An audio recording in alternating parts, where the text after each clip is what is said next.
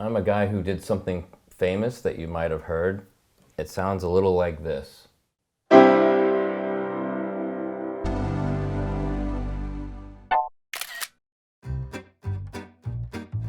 This is Jim Reekes.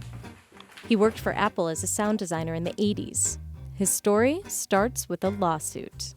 I was just trying to figure out how to sprinkle sound throughout the Mac. I did a bunch of beep sounds. That led to the Sosumi beep. The Beatles start the record label, it's called Apple, it becomes super popular. Steve Jobs starts a computer company, it's called Apple. Steve gets the rights to use the name Apple, but he promised never to get involved with music. And then there was music. The Beatles lawyers started suing because apparently the Beatles didn't have enough money. Apple had to fight that one. The lawsuit forced Apple to rename a number of files to eliminate all references to music. One of the beeps he created needed a new name. I actually said, I'm gonna call it Let It Beep. Of course, you can't do anything like that, but I thought, yeah, it was Sosumi. And then I thought, that's actually the right name. I'll just have to spell it funny. So I spelled it S-O-S-U-M-I, and then I said, it's a Japanese word, it doesn't mean anything musical. And that's how that Sosumi beep came around. It was really me making fun of lawyers. Next came the infamous startup sound. This was the keyboard I used to record the Mac startup sound. The original startup tone annoyed Jim immensely. At that time, the truth was the computer crashed a lot. And every time you would hear that sound, it was pretty much because you were just rebooting after a crash. And I was trying to think, so how can I give them some kind of Zen palate cleanser to help make them forget that they just lost a bunch of work? Jim did not have permission to change the sound, but he did it anyway.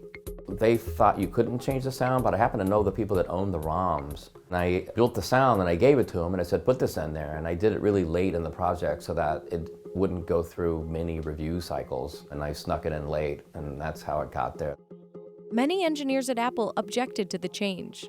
Our excuse was, well, it's too risky to take it back out at this point. Something could crash, whatever. We just made up some bull. Oddly enough, there's a little bit of an influence from the big final chord in Beatles' Day in the Life.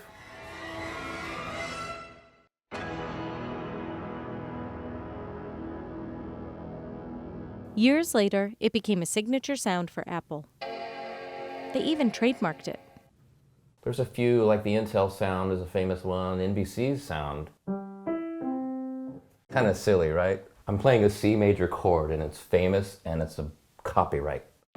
Today, the signature boot-up chord has been replaced with this. So now that there's no startup sound, it's like sitting down at a restaurant and there's no one there to greet you. It just feels strange. But one of his sound creations lives on. So when you do a screenshot, it plays my camera. It was my Canon AE1 that I had since I was in high school. And then now it's been moved over and it's on the iPhone. So anytime you take a photo, it's my camera, which also kind of freaks me out because even to this day, when I hear people take photos with their iPhone, I look to see like, who stole my camera? Today, Jim Reekes is out of the sound design business. Pop. It's like a pop gun. No one knows what a pop gun is. I'll skip this one. I don't know, that one's gotta be a loser. I haven't really seen much interesting audio coming out of Apple for a while. Jim left Apple in the late 90s. Unfortunately, my timing was pretty bad, and I happened to leave like a year before the dot-com crash.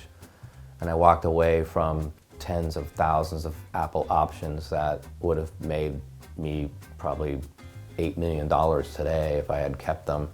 So you don't have any sort of royalties on these sounds. Like, why aren't you a billionaire right now?